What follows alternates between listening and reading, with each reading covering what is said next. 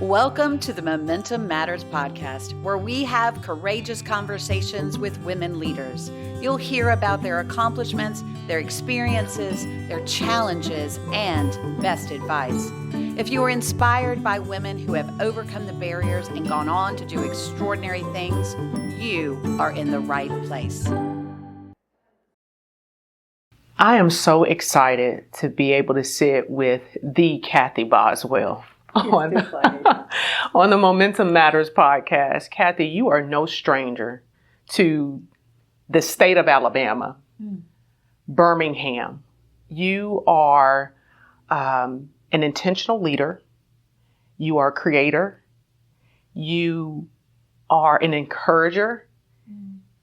There are so many titles that we could talk about that you are. But I guess where I want to start with this episode of this podcast is that your title as Chief Encouraging Officer. Can we start there, Kathy, and just talk about what that means when you say that you are the Chief Encouraging Officer? It's funny. First of all, I want to thank you. I appreciate you pouring into me. What's interesting is sometimes as an encourager, I'm so busy sometimes pouring into other people that sometimes I miss being poured into. So I thank you for your kind words, because being the Chief Encouragement Officer of my company is really about that. It's about how we impact other people and how we touch lives. When I saw the words, when I started the company, and you always see CEO, right? Right. I said Chief Executive Officer. I mean, I really sat down and really reflected. What does that really mean? People look at you through a title a lot of times. People see people through titles. But what do those titles really mean as far as the impact that the person is really going to make? It's like, see me through the title. And what I really looked at my title to be is what do I want to leave? I literally thought about, people can leave the title of being an executive and somebody else picks it up. Wow. You know? Wow. I didn't want my company to be that way. I wanted my title to reflect a mission. And so Chief Encouragement Officer is a title that I believe that I can live through and leave a legacy through. That means that in any space I go in, I don't forget my mission. It is not to be seen through the title. It is about what I give through the title. Oh my God.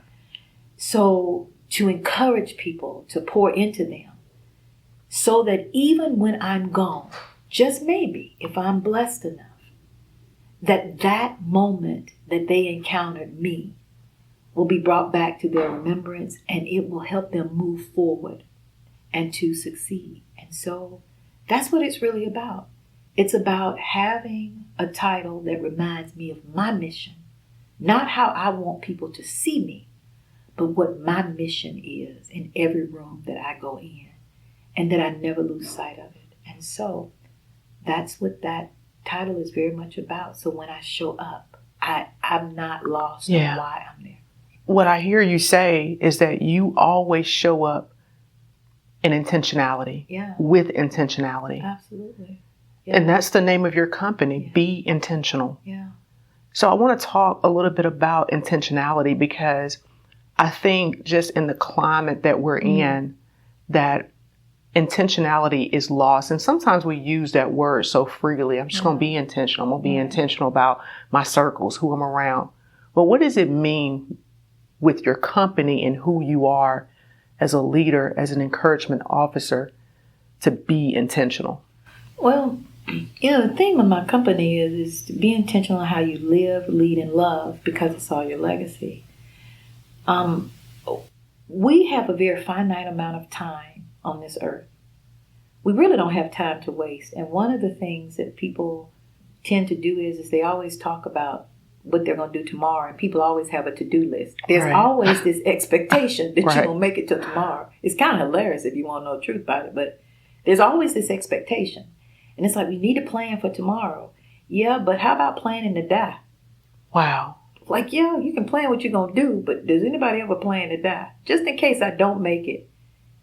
What I did today, did I live intentional enough to where what I left, how I touched people, how I touched the spaces I was in, the things that I said, the things that I did, do I leave someone feeling well and helping to move forward, or do I leave behind just in case I don't make it?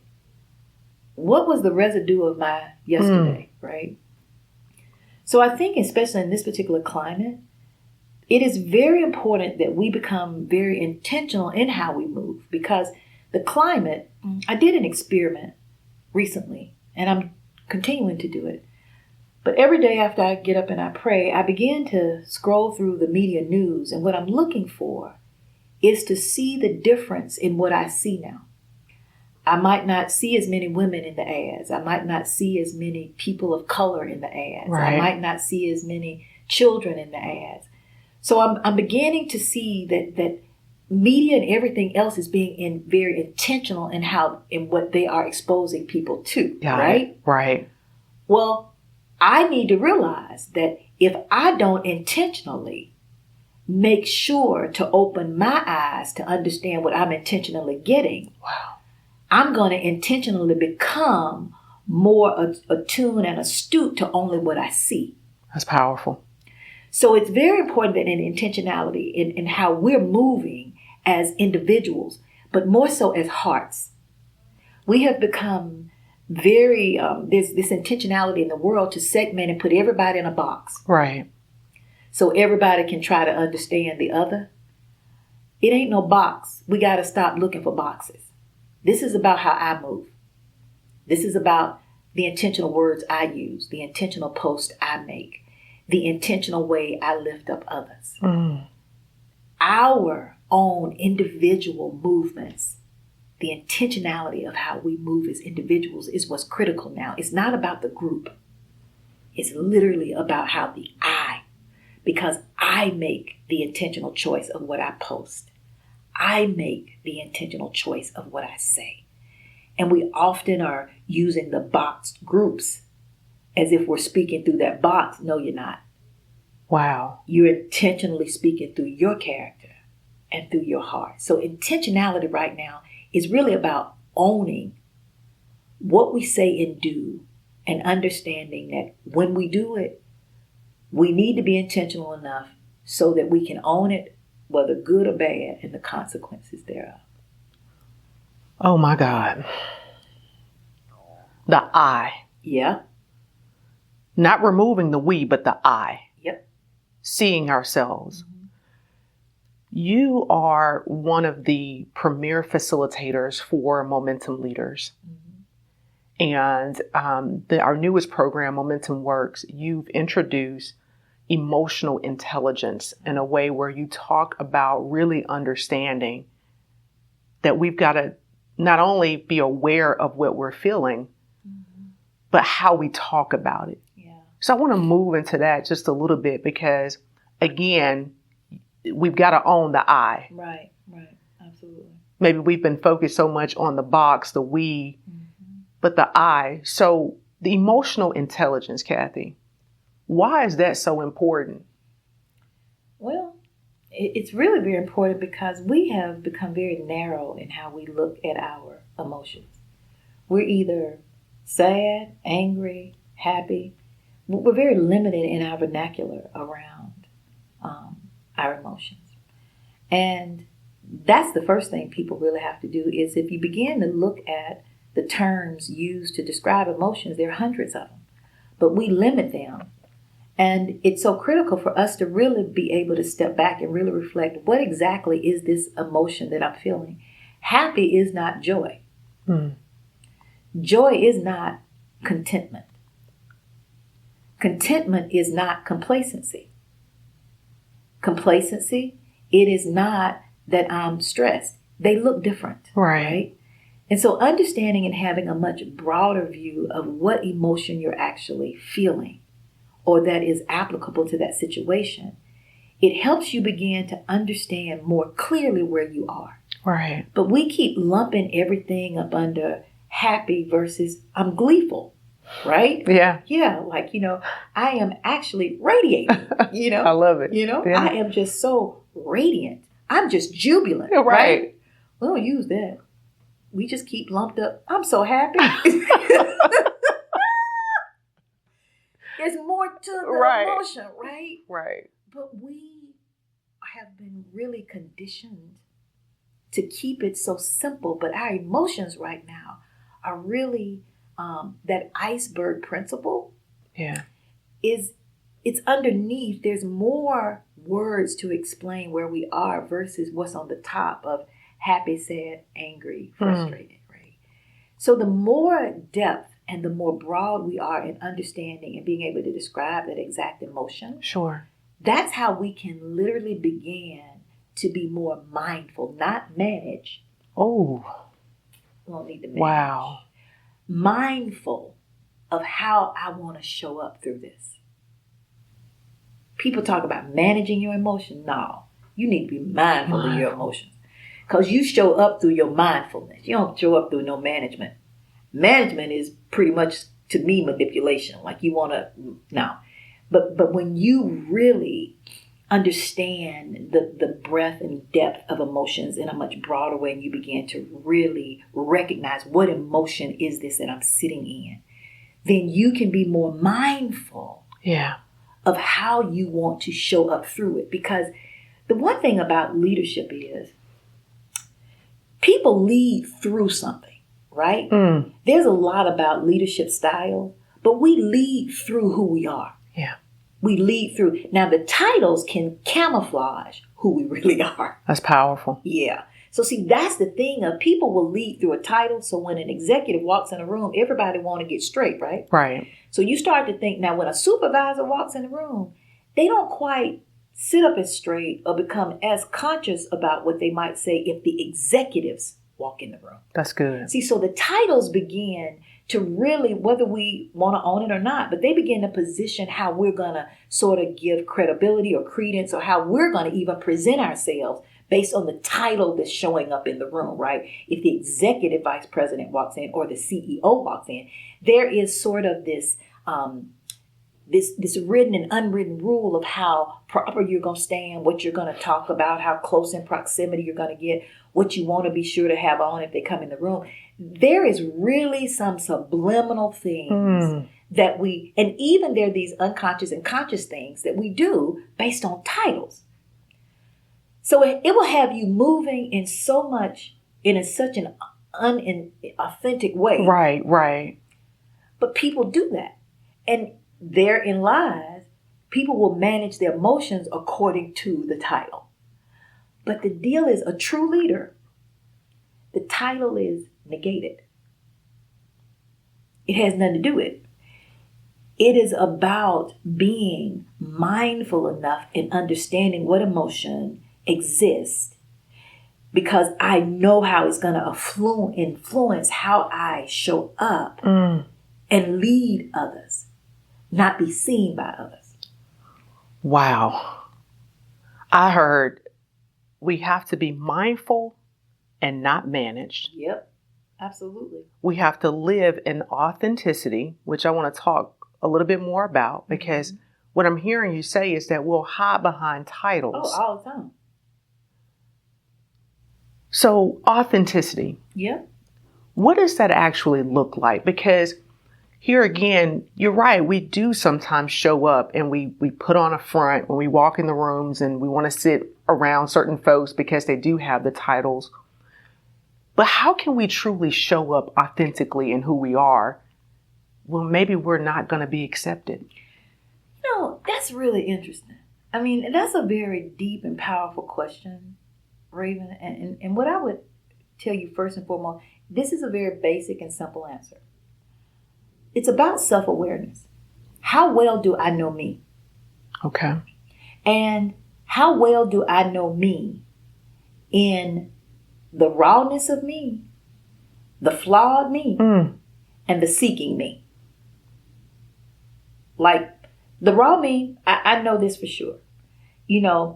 but the seeking me is there something that I'm seeking that I may be needing or that I want? Because that's a part of where this dream of maybe how I want people to see me. I think Johari's window is always very fascinating to me because it talks about that part of you that even you don't know what you don't know, right? Wow.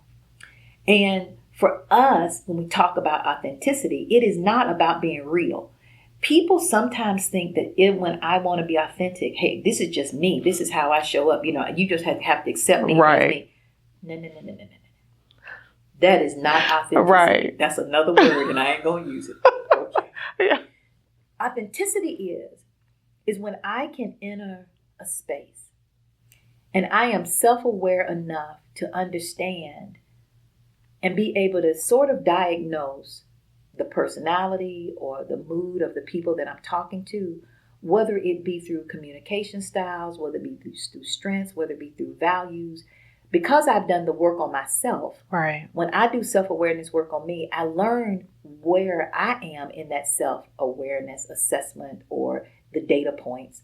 But at the same time, I'm also learning about the other data points I'm not. Right.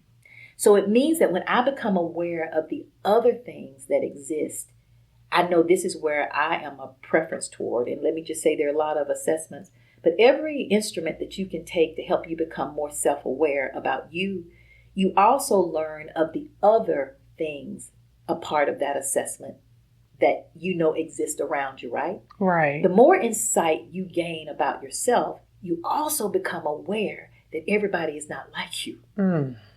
And you begin to have a better understanding of how other people may show up.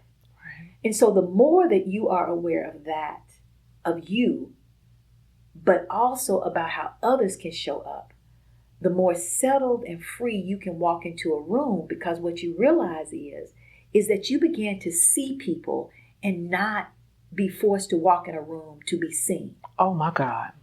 That's what it's really about.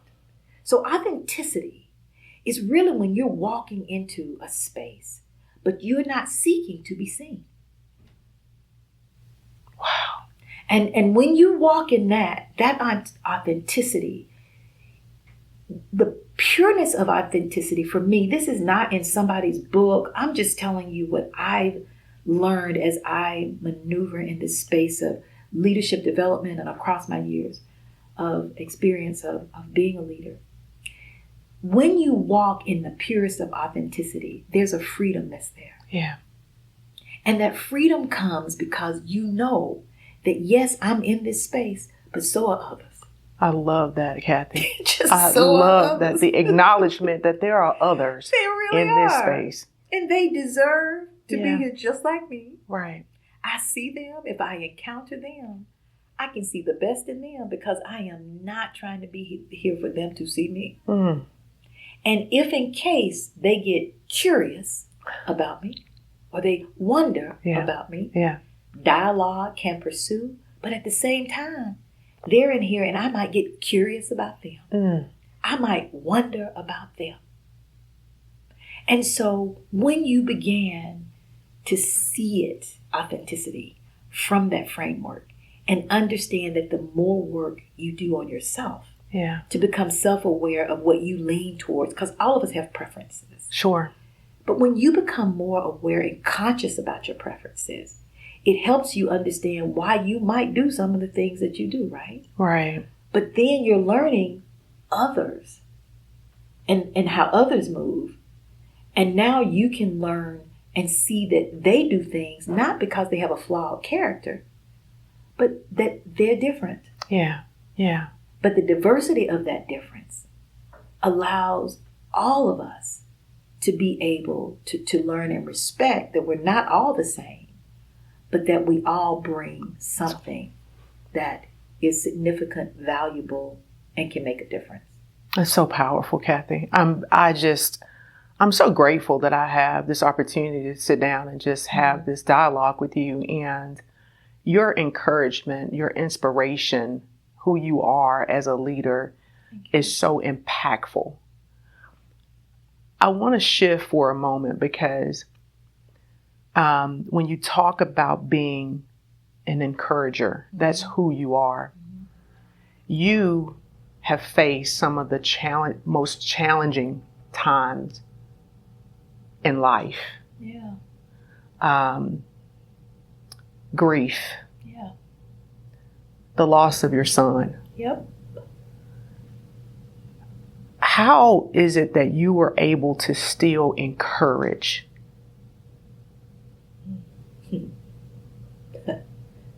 Yeah. No.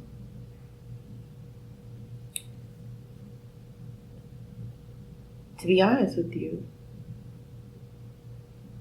it's what keeps me going. Parker was a very unique young man, very, very unique. He was very compassionate, loved people, and he didn't mind being he led from the back. He always led. That smile, he could walk in a room, but getting accolades and credit, pats on the back, he never complained about it when he didn't get it. But he would always, to watch him be so happy for others, you know.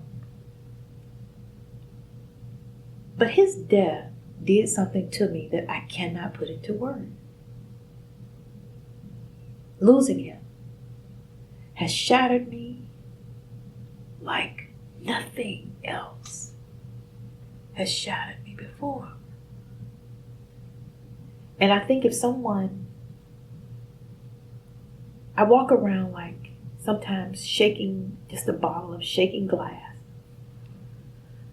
because I miss him so much, and it's so many things that even in the loss of him, I question myself about, should I have done things differently? Should I not have allowed him to go off to school? Or I don't know. All of this stuff that I stayed for so long in my head about. But it's really Parker's death that probably spawned me a lot about encouraging other people. When Parker died, I had no idea without my son how he had impacted other people's life. He had been such an encourager in his short 19 years, and I didn't know. And when I went back and I looked at letters and cards that Parker had given me, there's not a one where he didn't encourage me. And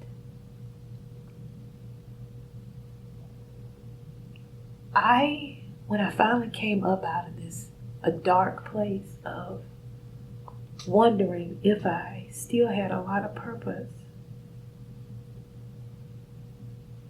God helped me realize something. Parker may not be here for me to encourage him, but Parker had been intentional with his life. I needed to be intentional with mine. Because the things that he accomplished in those 19 years, the lives he touched, how he was very intentional in how he moved. And so I made a decision, and I asked God something very specific. I asked him to help me be an intentional blessing every day to the life of somebody. I also asked God, Lord, my son is not here, but what I would pour into him, help me pour into others. The last thing I asked God was, he was adamant to let people see you. Let me do the same. And so, being able to encourage others is really my healing. It's the way I heal. It's the way I take him into every space that I go into. He was intentional with his life. So be intentional is my way of being able to always remind myself and others, hey, go ahead. We got one life. My son made it very clear to help me understand there is a very finite amount of time we have. Right. And nobody knows when theirs is. And so I give and encourage. I don't have him, but I can do it to others, and I can do it through a heart of love. And but it's a depth, Raven. It's a pain that I can't reach it. But when I am able to pour into the people, yeah, and momentum works upward, oh my God, the joy I have, like the glee, the radiance in my spirit that it gives me, you know what I mean? And it's not just happy tears. It's tears of victory. Like, yes, they got it. Like, yeah, they get it, you know. But it's also, I see Parker smiling like, Mom, you're good, Mom. Because he'd always tell, Mama, everybody love you. I'm like, you think so? He says, yeah. And I'm going to be just like you. I want everybody to love me too. And I was like, oh, Parker. And he'd just be like, Mom, I'm so much like you, you know. And I hear his voice all the time. But he's like, you're a great leader, Mom. And you lead and you love people. You lead, Mom, because you love people. I'm like, oh my God. So, yeah. So that's my blanket. The Lord wraps me in it, and that encouragement is truly, it's the way I heal. And I think I tell anybody that when you're going through something and you hit, something happens to you that just comes out of nowhere. God, that came out of nowhere. God, you'll find a way to heal, but it may not be the normal path. And I just think that my faith, He's shown me that the way that I heal is really by encouraging others and doing it very intentionally and doing through the heart and through love. That just,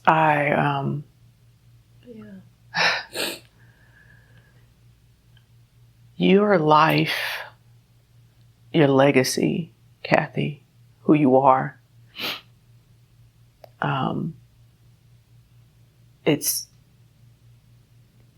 and I'm just going to be so bold to say it.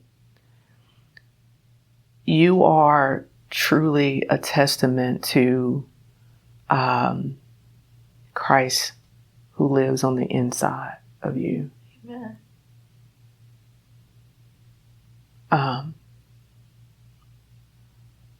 If for those who are listening,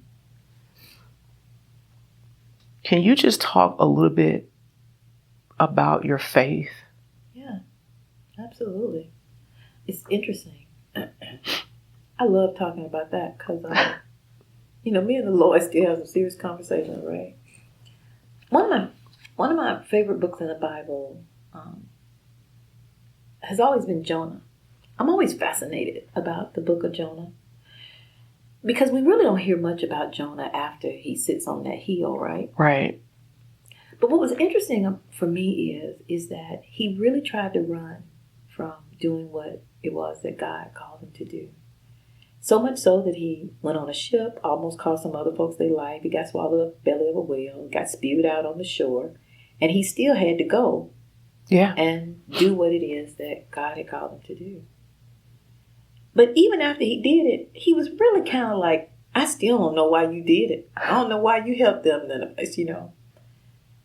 But it's in that I learned that God understands when we're not where we might think we ought to be in perspective to Him. He's right there. He knew Jonah. And it still didn't matter. He worked and used Jonah even when Jonah wasn't completely aligned with Him. Jonah was moving to do what He wanted him to do. But Jonah still didn't quite have the right heart about it, but Jonah still did. There are times when we are doing what God really wants us to do, and we might not totally like it, but we still doing. Right. Our love for Him and our trust in Him still moves us to do what we're supposed to do, right? He's not looking for this perfect alignment all the time. He's not. There are times we're moving, it's like, God, you know that I really don't want to do this, but I love you and I'm going to do it. That's how I felt when I lost my son. It was like, Lord, I really want to be mad at you. I really want to be mad at you. But I can't. There's something bigger to this. I don't know what it is. But what I do know is Parker is in heaven. And that's the assurance that I know, blessed assurance, Jesus is mine. Oh, what a foretaste of glory divine, heir of salvation, purchase of God. That song, the assurance of heaven, is what reminded me that the Lord is like, you may not like it, but you know where he is. Right. And that faith that Parker had, knowing that his relationship was solid with Christ, but the peace it gave me as a mother. And so to deny my faith would have made a mockery of what we had taught our son and what our family had always stood on. So these things went back and forth. Just like Jonah, I still, after even times when I'm still doing what God wants me to do, I'm still with the Lord saying, I don't like you taking my son. You could have found another way. Why not me? And I remember one day hearing very clearly the Lord said Parker was ready. So I think the reply was I would. So it's like, okay, I got it. Okay, you know what I mean? Yeah. So like, okay, so I still got work to do. Yeah, he was finished. You're not. You know, so that's what I see. That's the faith I have. Is that knowing Parker's mission was finished. Mine wasn't. And the Lord knew you ain't gonna like it. But the one thing that I didn't do was let go of it. Mm. Even though I was holding on to the Lord by a thread. Yeah. I didn't let go. But the one thing I do want to point out, though, is this is where the power of who's around you is important. Mm. From a faith perspective, even if people don't believe, it is very important that you always know who's around you. Who really got your back. Yes, ma'am. Who really, as the poem, The Invitation, who will really stand in the fire with you willingly? Who will get in that fire knowing it might burn, but it don't matter that it might burn. Right. I'm going to stand with you in the center, not on the peripheral, but in the center of the fire. Always know who going to stand in the center of the fire with you. And for me, I always knew God would. But I also knew God would send others to help me when I could barely hang on.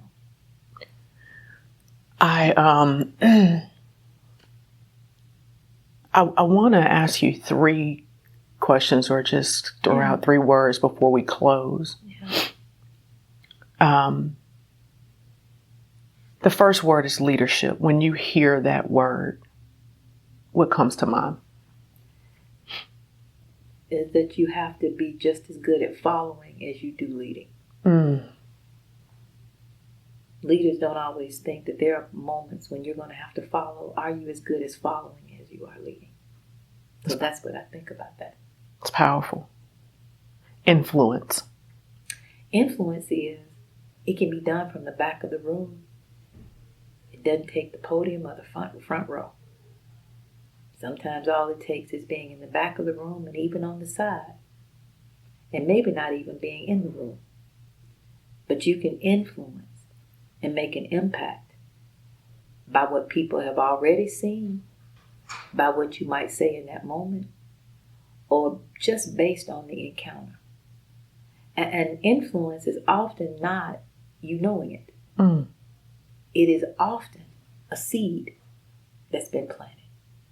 It's often something that you contributed to that watered something somebody else said or did. But at the end of the day, you might not ever know it. But when you intentionally move, what you can do is understand that influence is always happening. But you might not ever see it. Wow. Last word, encouragement. Encouragement is intentionally lifting up another above yourself. We are in a time when people want you to know what I did. I'm going to tell you that we're in a critical place. We have to intentionally look at how to lift up another right now.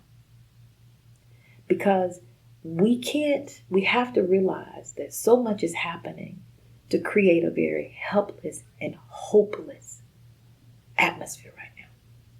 It is one that may be trying to create a burdensome feeling to some and pave the way for others. And that ain't got nothing to do with shades of skin. That's just the stuff that's around us. Right, right.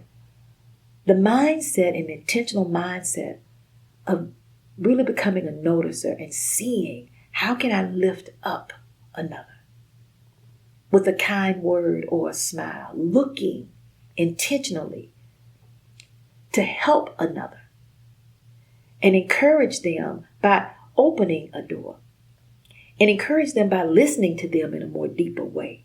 I mean, the giving of those things to lift up another, showing a bit more grace and kindness, and not thinking someone ain't doing something because they don't like you.